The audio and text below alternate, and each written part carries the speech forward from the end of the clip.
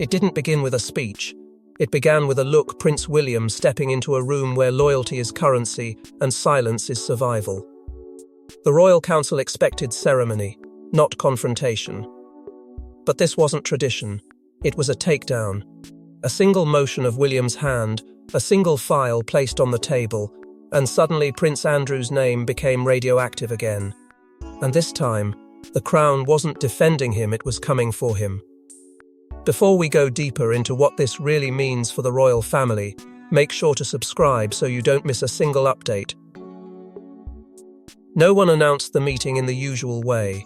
There was no gentle request from the private secretary, no polite scheduling dance, no buffer of time to soften nerves. It was a summons, sharp and sudden, the kind that makes even hardened courtiers straighten their backs and measure their breaths. Word travelled in whispers: restricted session, unlisted agenda, immediate attendance. And when William arrived, he didn't bring reassurance. He brought a calm that felt like steel, controlled, cold, and unmistakably heavy with years of pressure he'd been forced to swallow. The old rule in that room had always been simple: protect the institution by keeping scandal contained. Andrew's military honours were the last untouchable relic of that rule, polished like a shield, displayed like proof the family could outlast any crisis if it simply refused to blink.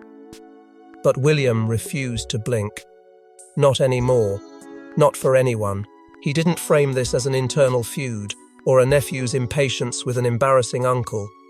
He framed it as a national credibility crisis, as if the crown itself were being weighed on a public scale and coming up light. His words didn't plead. They pinned. He spoke in the language of consequence, what the public forgives, what the military remembers, what history refuses to erase. The air tightened as council members realized he wasn't inviting debate, he was demanding a decision. When someone tried to slow him down with procedure, William cut through it with a brutal point: delay is not neutrality, it is protection. And protection, he implied, was no longer an option. He wanted a vote now, not later, not once the headlines cooled. Now. Because every extra day of silence was another day the monarchy looked like it stood for privilege instead of principle. Then came the whisper that changed the temperature of the room. Not recycled outrage everyone could recite by heart, something newer, sharper, and far more dangerous. The file on the table wasn't symbolic. It was structured, intentional, and allegedly backed by voices the council could not dismiss. A few faces went pale with recognition, as if they'd seen fragments of this before and prayed it would never surface. Someone powerful, someone close, had tried to bury it, tried to keep it from ever reaching this table, this hour, this moment. William didn't say the name. He didn't need to. The silence after that omission was louder than any accusation, because it made the room complicit in its own fear. And in that fear, a line was drawn. Either the monarchy changed tonight, or it began to collapse under the weight of what it refused to confront. But before anyone could even breathe, one question hung in the air like a guillotine. What exactly did William bring into that room that made tradition suddenly negotiable? They thought he came with frustration. Instead, William came with ammunition, not rumours, not headlines. A file thick, organised, and chillingly precise circulated across the table like contraband. The Royal Council didn't just read it, they reacted to it. Faces tightened, hands trembled. One advisor couldn't stop staring at a single page as if it had rewritten the monarchy's future. Because if even half of what William presented was true, keeping Andrew's military honours wasn't just a mistake, it was complicity. For years, the palace had treated those honours like a shield that could never be lowered, as if a uniform and a title could outlast every storm. William ripped that comfort away with one ruthless reframe. This isn't family symbolism, he said, this is state symbolism. It isn't sentimental. It isn't private. It sits at the crossroads of public trust and national identity. And the longer it remained untouched, the more the crown looked like it was daring the country to swallow hypocrisy. He didn't raise his voice. He didn't need to. His calm did something far worse. It made it sound inevitable, like a verdict already written. And the council, trained to control chaos, suddenly felt it slipping through their fingers. Then the structure of the file began to do its work. It wasn't a messy pile of accusations. It was a timeline, clean, numbered, brutal in its order. Decision followed decision. Delay followed delay. A chain of containment choices that weren't framed as mercy but as strategy. The most damning part wasn't even what the public had heard before. It was what the palace allegedly knew internally, and when. Dates, names, meetings that were never meant to exist outside private walls. Moments where a decisive break could have happened, but didn't, where accountability was postponed like a problem that might simply die of old age. Council members leaned in without realizing they were doing it, drawn toward the pages the way people are drawn toward a crash they can't prevent. And then came the quiet references that hit like a punch to the chest. Private briefings. Internal warnings. Advisors who had allegedly signaled danger, reputational collapse, and institutional contamination only to be managed, softened, diluted into something less urgent. It was the kind of language that sounded harmless until you understood what it meant. The truth had been handled, shaped, trimmed down to fit the monarchy's comfort. One councillor tried to interrupt, to question whether these were interpretations, but William's gaze stayed fixed, unblinking, as if he'd spent years watching people do exactly that, turn certainty into ambiguity, until the consequences were no one's fault. Then William invoked the military, not as a costume, not as pageantry, as sacrifice, as service, as the living memory of people who never got a second chance when they failed their duty. His words carried a different heat, now still controlled, but edged with something raw, almost personal. He spoke about the dishonor by association, about the way real service members feel their vows mocked when symbolic honors become untouchable privileges. He made it impossible to keep treating Andrew's decorations as harmless relics. He positioned them as a stain that spread outward onto the crown, onto the institution, onto every solemn promise the monarchy claimed to embody. That's when the room split. You could feel it without anyone saying it. Some saw justice, finally, and the relief of a necessary cut. Others saw a precedent so dangerous it could swallow them. Next, royals punishing royals, publicly, permanently, with no gentle exit route. A senior voice tried to warn about the consequences of humiliation, about provoking retaliation, about what a cornered prince might do. But William didn't flinch, because he had already accounted for the backlash. And that's when the file revealed its most poisonous twist. Not everyone had protected Andrew for Andrew's sake. Someone benefited. Someone had used his untouchable status like a curtain to hide behind. A distraction, a bargaining chip. A shield that redirected scrutiny away from other hands and other decisions. The realization landed in stages, like thunder rolling closer. The council wasn't just looking at Andrew's problem, they were staring at the palace's pattern. And William, with a restraint that felt almost cruel, hinted that this was only the first layer. There was another file, a second one, not about Andrew's past, but about tonight, about the pressure that tried to prevent this meeting from happening at all. Who stalled? Who warned? Who called in favors to delay the vote? Who hoped fear would do what principle could not? William didn't name them, but he didn't have to, because the room began to sense the true danger.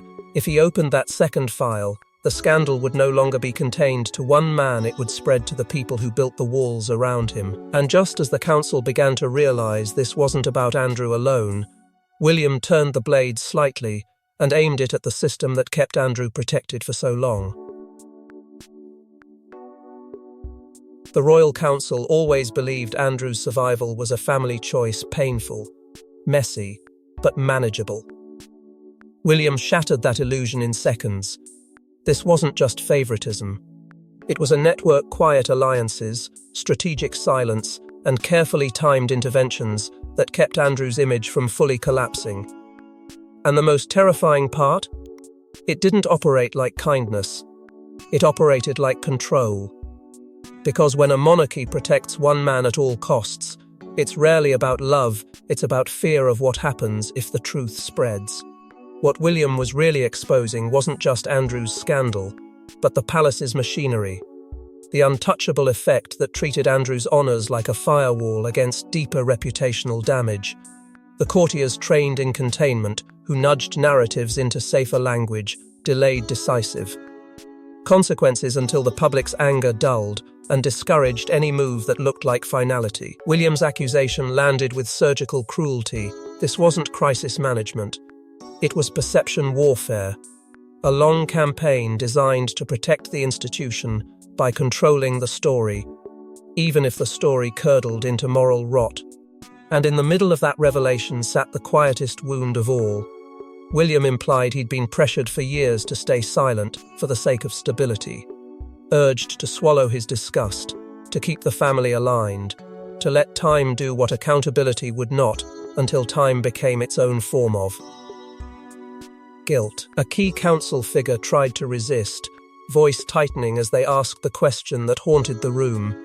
If we strip him now, what does that imply about everyone who didn't? William didn't blink. He didn't soften it. He turned the shame outward and made it collective. It implies we waited too long, he said, and waiting longer makes it worse, because every delay had become a signature, every hesitation a silent endorsement, and the Crown could no longer pretend it was merely handling a problem when it had been sheltering it. And that's when William's pressure stopped being theoretical and became personal, because he didn't just challenge Andrew, he cornered the king. Stripping military honours isn't merely symbolic, it's a royal verdict, a public severing that signals what the monarchy will tolerate and what it will no longer carry. Charles sat in the crossfire of duty and guilt, with fear threaded through both fear of appearing weak, fear of detonating the family, fear of being remembered as the monarch who either protected the institution or surrendered it to chaos. The council watched him like a jury watches a defendant. Because the stakes weren't abstract, this decision would become the benchmark of the reign's strength or softness, moral clarity or strategic fog. William pushed harder, his words blunt enough to bruise. If we can't enforce standards, we don't deserve authority. And then he did something even more dangerous. He invoked the future, not the past. He brought Catherine and the children into it, not as sentimental shields, but as living proof that the monarchy's next generation would inherit the consequences of tonight's cowardice. Advisors split instantly, some warning of civil war inside the family, others warning of public revolt outside it. And beneath every argument pulsed a whispered fear no one wanted to speak aloud. The military establishment would not tolerate royal hypocrisy any longer, not when sacrifice is real. And symbolism is supposed to mean something. Charles hesitated, and that hesitation felt loaded, as if someone had threatened consequences if Andrew was stripped, consequences that would hit the palace where it hurts most, in secrets and alliances and reputations that can't survive daylight. And just when the room thought they understood the battlefield, Andrew, honours, votes, damage control, William made a move no one saw coming, a pivot so sharp it stole the air. He brought up the one royal figure whose influence still terrifies everyone in that room, and suddenly it was clear the real battle wasn't just about what Andrew did, it was about the one person Andrew could still claim as his shield, and how William prepared to break that shield publicly. The room went quiet in a way that felt almost sacred, because William invoked Queen Elizabeth, not as comfort, as leverage. He hinted that the late Queen had privately signalled a red line long before her passing, but that her wishes were softened, delayed, or strategically interpreted by the people around her. The implication was devastating. The monarchy didn't just lose its moral compass, it buried it. And William wasn't about to let her legacy be used to protect Andrew's image forever. He framed it with a precision that felt almost merciless, insisting this wasn't about rewriting history, but about honouring Elizabeth's standard of discipline, the standard that once kept the institution feared, respected, and intact. And as those words settled, panic flickered across the room. because nobody wanted to be accused of ignoring the late Queen's expectations. That accusation alone could rot reputations from the inside out. William's voice carried controlled grief, respect braided tightly with fury, as if he'd spent years mourning not just her absence, but the way her silence had been used as a convenient shield by people who claimed to speak for her. He made the deep accusation without shouting it. Someone weaponized Elizabeth's restraint, repeating the line that she would have wanted unity to justify inaction, as if unity meant letting standards die quietly behind palace walls. And then came the twist that sharpened everything William suggested. The Queen's true position was far more severe than the palace had ever admitted. Not soft, not hesitant, not endlessly patient. More like a warning that had been filed away and never acted upon, waiting for the moment it would become impossible to ignore. The council didn't just hear that, they felt it. Because if Elizabeth had drawn a line, then crossing it wasn't just scandal, it was betrayal of the Crown's most sacred authority. William hinted at a missing memo, a sealed instruction, a crucial detail that had disappeared after her death, and the room seemed to tighten around that possibility like a noose. Because if something had been buried, then someone had buried it, someone present, or someone protected by those present. And just when the council thought William's argument couldn't get more dangerous, he dropped the real threat with chilling calm. He wasn't asking for permission. He was forcing a countdown. The implication was unmistakable: either the institution acted decisively now, or William would ensure the truth acted on its own, publicly, uncontrollably. There are moments in royal life where time stops. This was one of them. William demanded a vote not next week, not after consultations, not after the storm passed. Now. The council didn't just feel pressure, they felt exposure, because every no would look like protection. Every yes would look like betrayal. And in the middle of it all sat one brutal truth. If Andrew kept his military honours, the monarchy would lose something far bigger than tradition. It would lose the public entirely. William moved like a commander, defining the terms, the motion, the immediate next steps, stripping away every excuse the palace usually uses to buy time. He built a moral trap so tight it felt like fate. Voting against stripping honours became indistinguishable from excusing Andrew, and everyone in that room understood how history would record it. A senior figure tried to stand their ground, accusing William of overreaching, of turning the monarchy into a courtroom. William didn't flinch. He cut through it with a line that landed like a blade. I'm correcting, not punishing, not performing. Correcting what had been allowed to fester. And the most unsettling part wasn't his anger, it was his calm. It was almost scarier than rage, because it signaled he'd already decided the outcome and was simply daring the institution to catch up. The vote itself unfolded in tense fragments, raised hands that hesitated mid-air, pauses that felt like confessions, exchanged looks that carried private calculations and private fear. Then came the twist that cracked the room wide open. One surprising council member flipped. Someone widely assumed loyal to Andrew voted with William, as if they'd finally decided survival mattered more than loyalty. The motion passed, but there was no relief, only a deeper dread. Because everyone knew the truth William had been warning them about, this wouldn't end neatly. It would detonate outward. And while the council thought the worst was over, they were about to learn something chilling. The decision wasn't the end.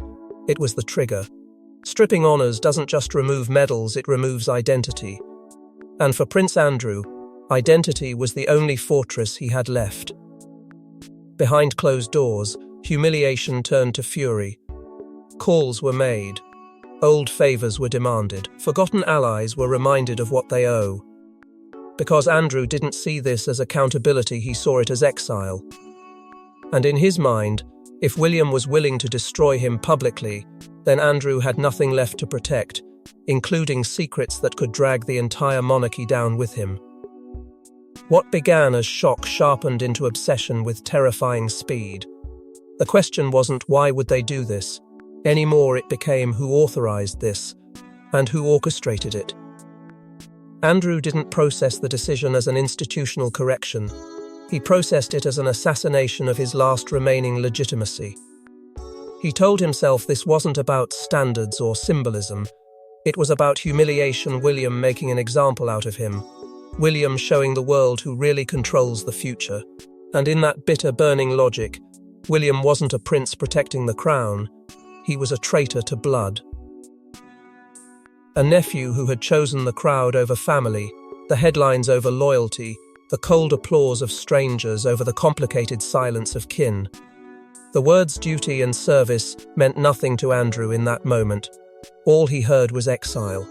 Inside the palace, the fear shifted, because everyone who had ever watched a cornered man knows what comes next. Staff and insiders didn't need official confirmation to feel it. They sensed Andrew's desperation turning into calculation, the kind that doesn't care about collateral damage. He knew the private histories, the cracks hidden behind polished statements, the old scandals that never reached daylight because someone always reached for a curtain at the right time. And now, with his honors stripped and his status publicly wounded, he began to speak in a language that curdled the air. Proof. Not rumors proof. The kind that suggests he wouldn't go down alone. The kind that hints others had been guilty too. Others had known too much. Others had benefited from silence and delay.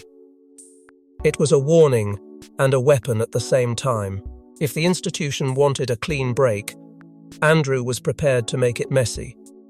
That's when the palace wanted closure, and that's exactly why William refused to give it. William wanted transformation.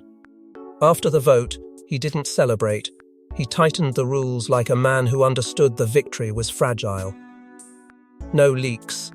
No softened statements. No private understanding whispered in corridors to keep bruised egos from bleeding in public. He made it clear that this wasn't only about Andrew's military honors. It was about ending the monarchy's addiction to silence. The habit of letting time and distraction do the work that courage should have done.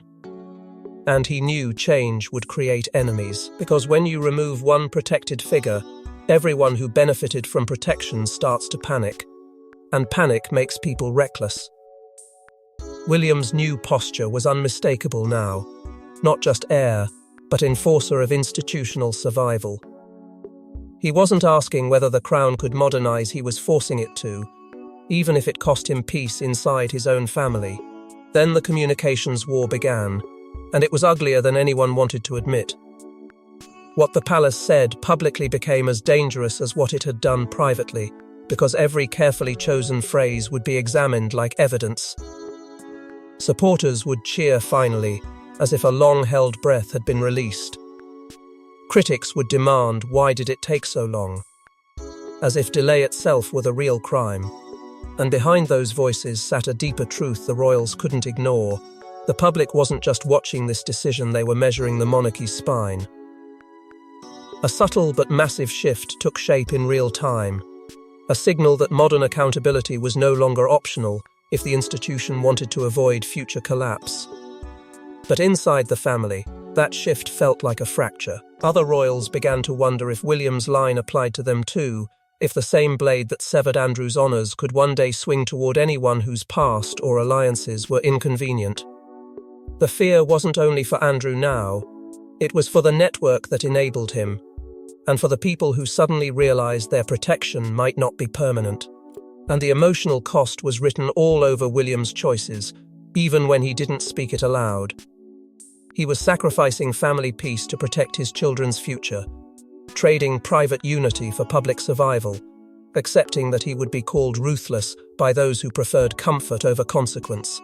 Because William understood something Andrew didn't, the monarchy can survive scandal, but it cannot survive the belief that it stands above consequence. And when Andrew's desperation began to push toward retaliation, toward targeting the one figure William cares about most, as leverage, William's final words landed like a prophecy. Quiet, but unmistakably brutal. This won't be the last stripping, not if he has anything to say about it. Not if the institution is still infected with the same habits that made Andrew untouchable for so long. But Andrew's retaliation wasn't aimed at the council, it was aimed at William personally, and the next move would turn this royal conflict into a full-blown succession-era crisis. And if you think this ends with medals being removed, think again, because the real story is what William is prepared to expose next, and who will try to stop him before he does. Thanks for watching. Please don't forget to like and subscribe, and we will see you in next one.